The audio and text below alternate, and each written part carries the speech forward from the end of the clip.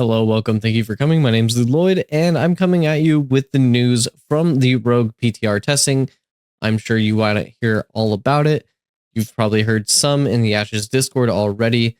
A lot of people are calling it OP. A lot of people are calling it some of the best class ever. Some of it is just people talking about how frustrating and how OP it's going to be and how you know the simple stuff that we kind of expected when Rogue was being made. I think that's pretty much to be expected. You've seen a bunch of other games where game devs and certain characters or game designs happen, and the further they get into game development, the more complex and the more mechanics are added to the game and to the characters. For example, League of Legends, you won't see champions like Nasus. You'll see champions like Aphelios and Bessa and stuff like that. So where they have like a bunch in their kit. And, that's kind of natural with game development. So first critique going out is we'll probably need to see a rework of the previous classes. With that being said, I think the Rogue kit in itself is extremely fun. I think it's awesome. I love all of the abilities. There will definitely need to be some testing around the balancing, ranges, damage numbers. And I honestly think that the Rogue's damage was relatively skewed on the lower end because of how much utility this class really gives. But I think the number one and most important aspect of the Rogue is probably this stealth mechanic, which I should probably go ahead and explain in depth on what we had tested. I did it with Chibi and a few others with trying to figure out the ranges, how it works, and all of its certain mechanics. So to enter stealth, you must be outside 20 meters to get into stealth from any creature. This includes NPCs or players or mounts. There was a bug where even your own mount would stop you from entering stealth, and so this is probably something that Intrepid is going to fix. It lasts for 60 seconds and has a 10-second cooldown, which means you can basically reapply it as long as you are outside of 20 meters from other people. You can also kill somebody, get corrupted, and stealth again, but your corruption icon still remains on the map. You can use grapple hook and your other tools like poisons and caltrops without exiting stealth as long as you have the skill or the extra tool belt that allows you to do so. However, doing so kind of puts you at risk for your proximity to other players who may be able to see you. You may be revealed while using them still. You can sprint without exiting stealth, which is a huge boon, as in camouflage on the Ranger, you are not allowed to sprint. Your movement speed is still reduced by that 20 or 30%, so it's not quite as fast, but you still remain in stealth while sprinting. While in stealth, you can also dodge without exiting stealth, and if you are stealth, it turns into a dash, which is really good for mobility and jumping off ledges, kind of like the Mage Blink does, where you get like an extended distance when you're jumping from a higher ledge and dodge rolling. We noticed a specific bug with this and reported it. Basically, if you go into the general skill tree where you have your sprinting, dodging, and guarding skill tree passives, if you spec all the way up into the dodge roll passive, where you get the 50% extra range on the dodge roll, you no longer do the dash and you just dodge. So I think that was a bug. I don't think that was intended. So we reported that as a bug. One of the pain points was that Death Mark can only be used in stealth and it can only be used at a certain range. And the minimum range requirement made it really awkward for certain combos and stuff like that. Another thing that I noticed with Death Mark was that the frozen proc is almost impossible without another archetype. As I said earlier, poisons like the chilling poison will also unstealth you. So if you are trying to activate a poison while in stealth, you'll need to make sure that you have that perk point. Currently, there's no other way to unstealth yourself without using an active ability such as kick or your tools or some other offensive ability. Right now, it's just your stealth and you're permanently that way until you use an ability to unstealth, which I don't think should be in the game. I think that should be fixed prior to launch. And probably the biggest thing that we found out was that stealth is actually proximity and angled based, as well as based on levels. So if you were a level 15, for example, in our testing, you were not visible for more than 5 meters from a level 7. So if I'm level 7 and you're level 15, for example, I wouldn't be able to see you until I'm within 5 meters of you. However, if I stealth at level 7 and you're level 15, you could see me within the entire 20-meter radius. So it got even worse when there was an even larger player gap and level gap, where a level 1 would basically not be able to see a level 15 at all. So like the level 15 would be standing right on top of the level 1, and the level 1 would not be able to see them. The only time that they would be able to see them is when you reapply that stealth. So your character would pop in and pop out. I was hiding! But you wouldn't be able to see their nameplate. You'd just be able to see their character model and the fact that they actually re-stealth.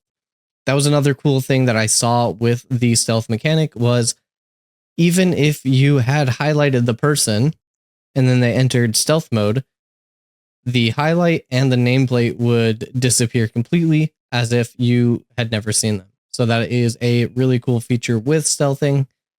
So there's no such thing of being able to mark somebody and then having them go into stealth and still be able to follow them through their mark. So that was really well done. And honestly, the entire stealth mechanic was much further along than I had expected. And so it's pretty cool to see that the class's major point is actually working properly. Now, there was plenty of other ways for the rogue to get into a fight, get out of a fight, do major damage. I do think we were only testing with like green gear, common gear. A lot of us were fighting at each other, so we had like 20% stat dampening from XP debt and corruption and stuff like that. So I don't think a lot of the damage numbers that we really experienced were going to be representative of what's going to be in game, especially since we are all playing on kind of a balanced state. I did notice that the rogues tended to struggle against fighters and rangers primarily.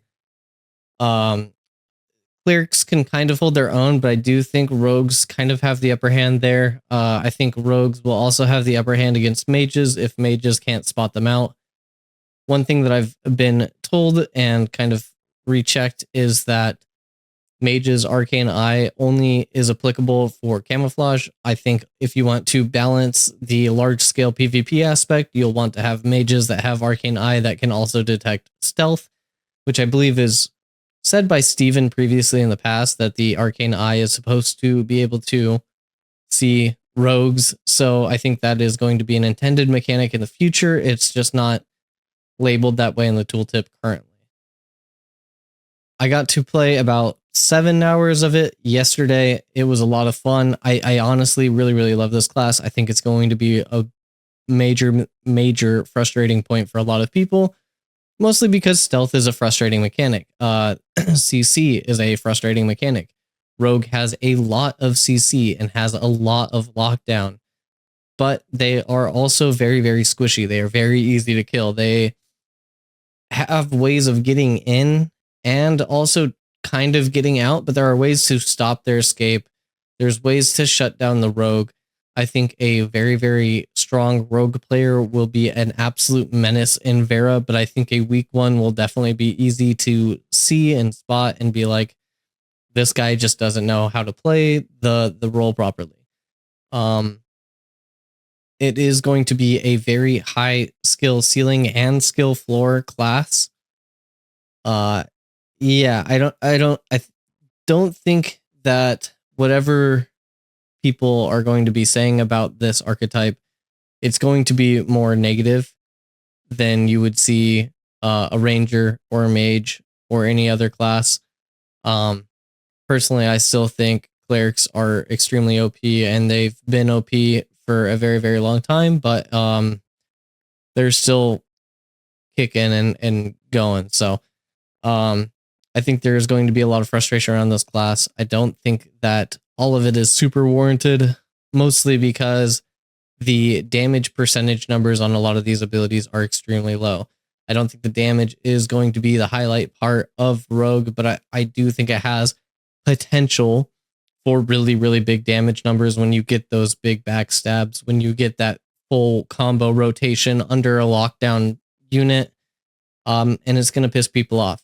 I don't think they're going to be very good in large scale PvP. I think they are going to be very good in 1v1s and possibly 1v2s.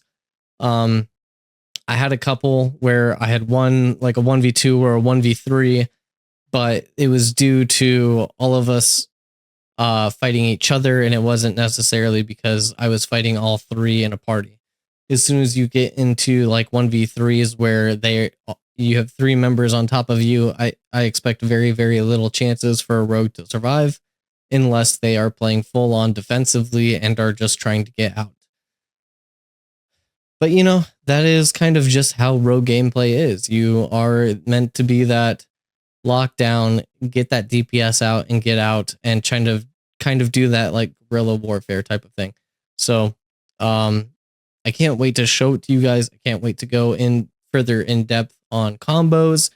But for now, that is primarily how the stealth mechanic works, how the rogue is going to perform, and the general perceptions of it that I think are going to be in the near future. Listen, I get it. I'm a rogue main. You're going to think that I just don't want it to be nerfed. But honestly, I want my archetype that is going to be in a balanced state, because if it's not balanced properly, then I just keep getting these nerf hammers until it's unplayable. And that's not very fun for me, because I want to play the archetype that I want to play. So I want it to be as balanced as possible. And honestly, I think a lot of the other archetypes, when played well, can survive a rogue attack. They will be able to, suffice in terms of overall game balance and holistically survive in the world of Vera. But I do think rogues are going to be extremely frustrating, and people are going to be absolutely pissed at them for a long time. So anyways, thank you for coming. I hope you come again.